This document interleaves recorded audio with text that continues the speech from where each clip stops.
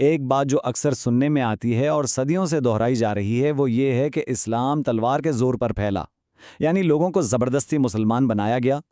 لیکن کیا اس بات میں واقعی کوئی سچائی ہے؟ آج ہم تاریخ کے اسی مشہور دعوے کی گہرائی میں جائیں گے اور دیکھیں گے کہ حقائق کیا کہتے ہیں۔ تو بڑا سوال یہی ہے، کیا اسلام واقعی تلوار کے زور سے پھیلا؟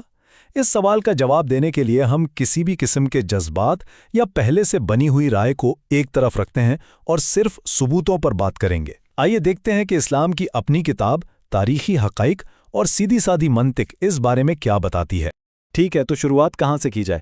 دیکھیں، کسی بھی نظریے کو سمجھنے کا بہترین طریقہ یہ ہے کہ اس کی بنیاد کو دیکھا جائے۔ اسی لیے ہماری تحقیق کا آغاز اسلام کی سب سے بنیادی کتاب یعنی قرآن سے ہوتا ہے۔ دیکھتے ہیں کہ خود قرآن زبردستی مذہب تبدیل کروانے کے بارے میں کیا کہتا ہے۔ قرآن کی سورۃ البقرہ میں ایک بہت ہی مشہور آیت ہے جو اس ساری بحث کا مرکز ہے۔ آیت نمبر 256 کا یہ چھوٹا سا جملہ اتنا واضح اور دو ٹوک ہے کہ اسے اس موضوع پر اسلامی نقطہ نظر کی بنیاد مانا جاتا ہے۔ اس کا مطلب ہے دین کے معاملے میں کوئی زبردستی نہیں، یہ ایک بنیادی اصول ہے، یعنی عقیدہ دل کا معاملہ ہے، طاقت کا نہیں۔ تو اگر کوئی کسی کو اسلام قبول کرنے پر مجبور کرتا ہے تو وہ دراصل قرآن کے اس واضح حکم کے خلاف جا رہا ہے۔ اور یہ بات صرف ایک ہی جگہ پر نہیں کہی گئی۔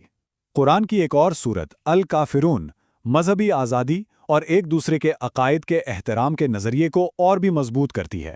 یہ ایک بالکل ہی الگ پیغام دیتی ہے۔ یہ آیت کہتی ہے تمہارے لیے تمہارا دین اور میرے لیے میرا دین۔ اب یہ کسی پر کچھ مسلط کرنے کی زبان تو نہیں ہے، یہ تو باہمی احترام اور امن کے ساتھ رہنے کا اعلان ہے۔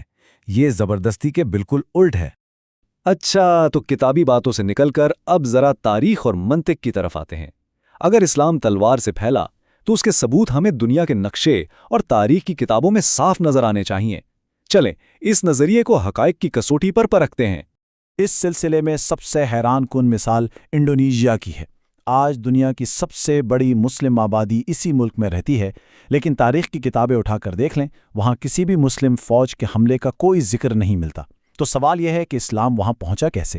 تاریخ بتاتی ہے کہ یہ تاجروں اور صوفی بزرگوں کے ذریعے پھیلا، جن کے اچھے کردار اور ایمانداری نے وہاں کے لوگوں کو متاثر کیا۔ اب ذرا ہندوستان کا کیس دیکھتے ہیں۔ یہ اس نظریے کو پرکھنے کے لیے ایک بہترین مثال ہے۔ مسلم خاندانوں نے یہاں تقریباً 800 سے 1000 سال تک حکومت کی۔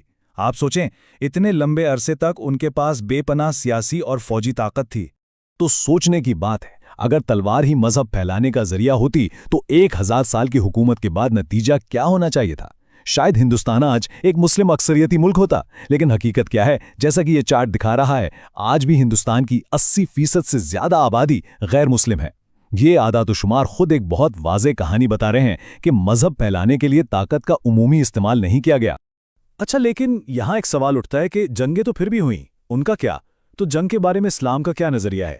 یہیں پر ہمارا تیسرا ثبوت سامنے آتا ہے۔ اسلام نے جنگ کے دوران بھی کچھ سخت اخلاقی اصول بنائے ہیں جو زبردستی والے نظریے کو مزید کمزور کرتے ہیں۔ مسلم فوجوں کو یہ واضح ہدایات تھیں، عورتوں، بچوں اور بوڑھوں کو کوئی نقصان نہیں پہنچانا، کسی کی عبادت گاہ کو نہیں گرانا، چاہے وہ مندر ہو یا چرچ، پادریوں اور راہبوں کو کچھ نہیں کہنا، یہاں تک کہ درختوں اور فصلوں کو بھی جلانے کی اجازت نہیں تھی۔ اب سوال یہ پیدا ہوتا ہے کہ جو مذہب جنگ کے دوران بھی اتنی پابندیاں لگاتا ہے، وہ امن کے وقت میں لوگوں کو زبردستی اپنا مذہب قبول کرنے پر کیسے مجبور کر سکتا ہے؟ تو ہم نے قرآن کی بات بھی سنی، تاریخ پر بھی نظر ڈالی اور جنگ کے اصول بھی دیکھ لیے۔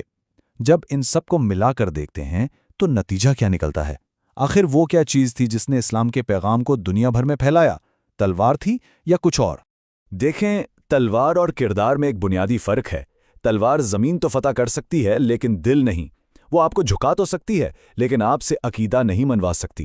ثبوت اس طرف اشارہ کرتے ہیں کہ یہ تاجروں کا کردار، صوفیوں کی سادگی اور انسانی برابری کا پیغام تھا جس نے لوگوں کے دلوں کو جیتا۔ اس لحاظ سے تلوار کا استعمال دفاع کا ایک ذریعہ تھا، مذہب پھیلانے کا نہیں۔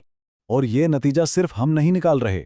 ایک غیر مسلم مورخ ڈی لیسی او لیری نے اس موضوع پر تحقیق کے بعد لکھا، یہ کہنا کہ اسلام کے پیروکاروں نے اسے تلوار کے زور پر منوایا تاریخ کے سب سے مذاق خیز اور بے بنیاد افسانوں میں سے ایک ہے جسے مورخین دہراتے رہے ہیں۔ یہ ایک ایسے ماہر کی گواہی ہے جو اس عقیدے سے باہر کھڑا ہے۔ तो हमने देखा कि सबूत एक ऐसी कहानी सुनाते हैं जो आम तौर पर मशहूर ख्याल से बहुत अलग है। ये सारी बहस हमें एक बहुत अहम सवाल की तरफ ले जाती है। जो बातें हम तारीख के बारे में सच मानते हैं, उनमें से कितनी हकीकत हैं और कितनी सिर्फ सुनी सुनाई कहानियां। ये सोचना बहुत ज़रूरी है कि और कौन से ऐसे तारीखी हक़ाइक़ हैं जिन्हें हमें सबूतों की रोशनी में दोबारा परखने की ज़रूरत है।